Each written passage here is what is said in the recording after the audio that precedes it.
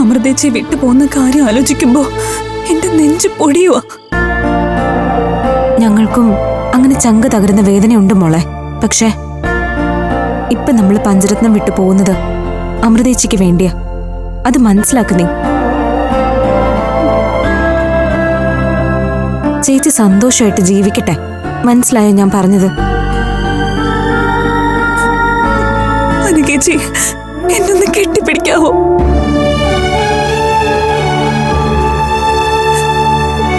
നെഞ്ചില് കരച്ചിലിരുന്ന് വിങ്ങുവോ? ഞാനൊന്ന് കരഞ്ഞോട്ടെ ചേച്ചി. മോളെ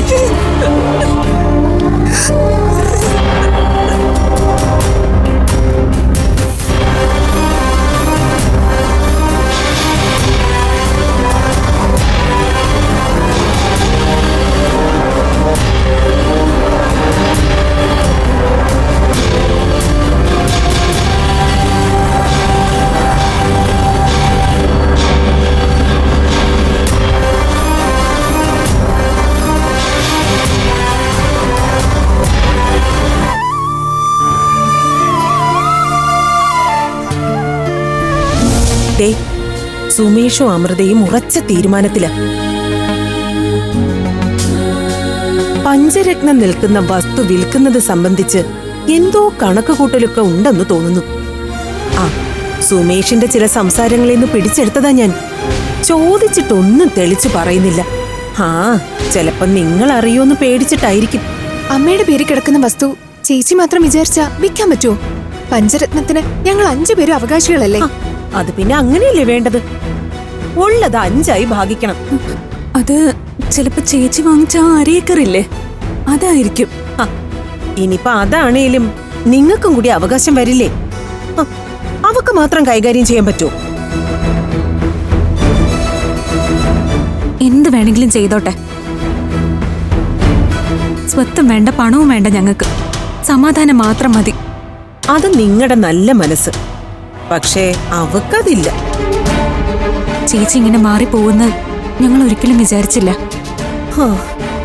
ടെക്സ്റ്റൈൽസിലേക്ക് നിങ്ങളെ കൊണ്ടുപോവാത്തത് ഞാൻ കാരണമാണെന്നല്ലേ നിങ്ങൾ വിചാരിച്ചത്? അല്ല മക്കളെ, സുമേഷ് എന്നെ പറഞ്ഞ് ഏൽപ്പിച്ചതാ.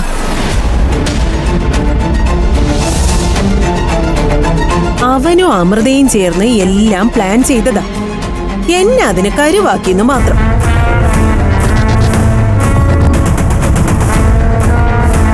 വല്ലാത്ത സങ്കടം ഉണ്ടായിരുന്നു മാമിക്ക്.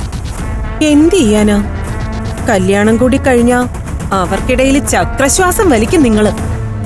അതിന്റെ ഒന്നും ആവശ്യം വരില്ല. കല്യാണം വരെയേ ഞങ്ങൾ പഞ്ചരത്നത്തിലുണ്ടാവും.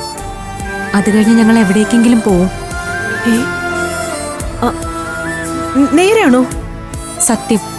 അയ്യോ, എങ്ങോട്ട് പോവും മക്കളെ നിങ്ങള്? എല്ലാത്തിനും ഒരു വഴിയുണ്ടാവും മാമി. എന്തായാലും പോകാൻ ഞങ്ങൾ തീരുമാനിച്ചു. എന്നാ പിന്നെ കല്യാണം വരെ കാത്തു നിൽക്കുന്ന എന്തിനാ? ഈ അവഗണന സഹിച്ച് എന്തിനാ നിൽക്കുന്നേ? ഞങ്ങള് വേണ്ടെന്ന് വെച്ചാലും ഞങ്ങൾക്ക് ചേച്ചി ഉപേക്ഷിക്കാൻ കഴിയില്ലല്ലോ. ചേച്ചിയുടെ ജീവിതത്തില് ഒരു വലിയ കാര്യമല്ലേ കല്യാണം. അത് ഞങ്ങളുടെ വലിയൊരു ആഗ്രഹമായിരുന്നു. അത് ഞങ്ങൾക്ക് കാണണം. പക്ഷെ അത് കഴിഞ്ഞാ ഉറപ്പായിട്ട് ഞങ്ങൾ പഞ്ചരത്നം വിട്ടു പോവും. അല്ല, നിങ്ങൾ ഞാൻ പറയുന്നത് തൊണ്ട തൊടാതെ വിഴുങ്ങി ഒരു തീരുമാനം എടുക്കരുത്. ശരിയാ മാമി. മാമി അങ്ങനെ പറഞ്ഞെങ്കിലും കുറെ നാളായിട്ട് ചേച്ചി ഞങ്ങളോട് ഒരുമാതിരിയാ പെരുമാറുന്നത്. ആ മാറ്റം ഞങ്ങൾ അനുഭവിച്ചറിയുന്നുണ്ട്.